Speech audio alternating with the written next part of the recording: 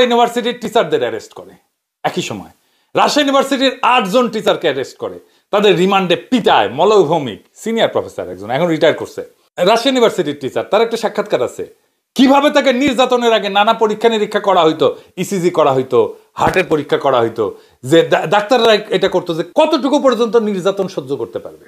এই যে শিক্ষকদের রিমান্ডে নেওয়ার নির্যাতন, এটা আর কখনো হয় নাই, এটাই প্রথম, এমনকি বাকশালের আমলেও হয় নাই। এই নিপীড়নের বৈধতা উৎপাদন করছিল সেই ডেইলি স্টারের মব টাইটেলের নিউজ। এবং এই 111-এর এই সময়টাই ছিল হাসিনার শাসনের ড্রেস রিহার্সেল।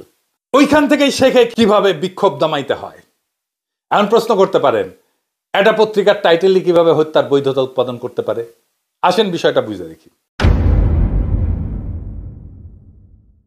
ভাষা, এই যে আমরা কথা বলি, এটা শুধু যোগাযোগের মাধ্যম না, আমরা এটা দিয়ে শুধু মনের ভাবই প্রকাশ করি না। ভাষা এক ধরনের ক্ষমতা, ভাষা দিয়ে বাস্তব নির্মাণ করা যায়। কোনো ঘটনাকে ন্যায় বা অন্যায়, আর অস্তিত্বকে বৈধ বা অবৈধ, এটা প্রমাণ করা যায়। ইংরেজিতে কয় যে language is not just representational, it is performative. ইংরেজি যেহেতু কইছে, ঠিকই কইছে, তাই না? তার মানে ভাষা শুধু বর্ণনা করে না, তা কিছু ঘটায়ও ফেলে। আপনি যখন কোনো জনগোষ্ঠীকে সন্ত্রাসী, উগ্র, অসভ্য, মব এটা বলবেন, আপনি শুধু শব্দ বলেন না, আপনি একটা ন্যারেটিভ তৈরি করেন। এই ন্যারেটিভ তাদের মানবিক মর্যাদা কাইরা নেয়, আর সেই ন্যারেটিভের ভিত্তিতে নির্মাণ হয় তাদের উপরে সহিংসতা করার বৈধ কাঠামো। দেখেন 2024-এ বর্ষা বিপ্লব চলতেছে, তখন ডেইলি স্টার এডিটোরিয়াল লিখলো ইংরেজি যেহেতু কইছে, ঠিকই কইছে, তাই না? বাংলা করে দিই তাহলে বুঝবেন ঠিকই কইছে কিনা।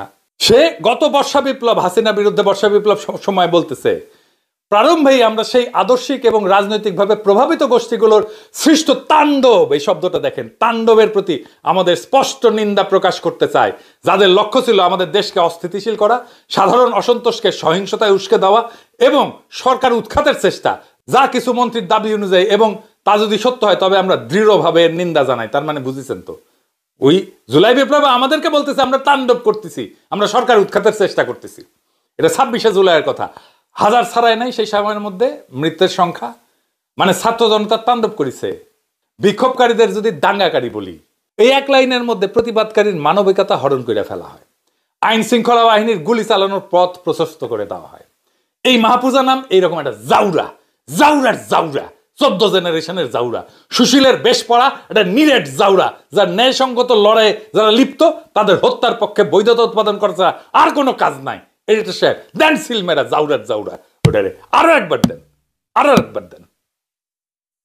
ভাষার মাধ্যমে কিভাবে বৈধতা উৎপাদন করা যায় এটা নিয়ে নানা আলাপ আছে সারা দুনিয়ার। আমরা এটা একটু বুঝে দেখি।